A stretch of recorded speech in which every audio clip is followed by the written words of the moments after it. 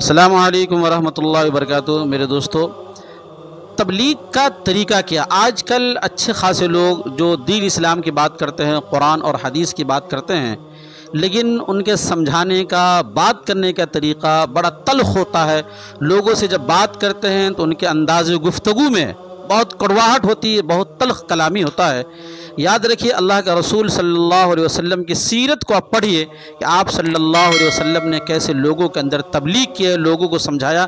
آپ جتنی محنت کر لے، جتنی مشقت کر لے، لیکن آپ کا طرز کلام اچھا نہیں نا، اخلاق اچھا نہیں نا، تو آپ کی ساری عبادتیں ایک طرف رہ جائے گی، اور اخلاق نہیں رہے گی تو آپ جتنی قیمتی بات کہیں لوگوں پہ اس کا اثر نہیں ہوگا۔ سب سے پہلے ضرورت اپنے اخلاق کو درست کرنے کی، اور اس میں بالخصوص اخلاق میں جو اپنے زبان کی درستی کی بہت اہم ہے۔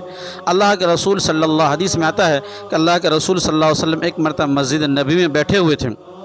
ایک گاؤں کے رہنے والے شخص آئے، بدو تھے، انہیں معلوم نہیں تھا، جلدی جلدی آئے، وضو کر کے نماز ادا کیے۔ نماز پڑھنے کے بعد انہوں نے یہ دعا کی کہ اللہ تبارک و تعالی مجھ پہ رحمت نازل فرما، اور محمد صلی اللہ علیہ وسلم پہ رحمت نازل فرما، اس کے علاوہ کسی پہ رحمت نازل نہ فرما۔ آپ صلی اللہ علیہ وسلم نے کہا، اللہ کے بندے، تم نے اللہ کی رحمت کو محدود کر دیا، اگر تمام لوگوں کے لیے مانگ لیے ہوتے تو کیا اللہ کی رحمت کو اتنا تنگ کیوں کر دیا؟ کہ اللہ خزانے میں کسی چیز کمی آنے والی تھی؟ پھر کچھ دیر کے بعد اسی واقعے میں ذکر ہے، ایک شخص جو ہے مسجد میں بیٹھ کے پیشاب کرنے لگا۔ آپ صحابہ جب دیکھے تو ناراض ہوئے، تیزی سے بھاگے ان کو وہاں سے ہٹانے کے لیے۔ آپ صلی اللہ علیہ وسلم نے کہا، رک جاؤ۔ جب پیشاب سے فارغ ہو گیا تو آپ نے فرمایا، اب وہاں پانی مار دو، صاف کر دو۔ اس شخص کو بلا کے آپ نے سمجھایا، اللہ کے بندے، یہ مسجد ہے، یہاں گندگی نہیں کی جاتی۔ پھر صحابہ سے کہ اگر وہ اس وقت تم اس کو بھگاتے تو وہ بھاگتا، پوری مسجد گندی کرتا، اور اگر پیشاب روک لیتا تو بیماری کا خدشہ ہوتا ہے۔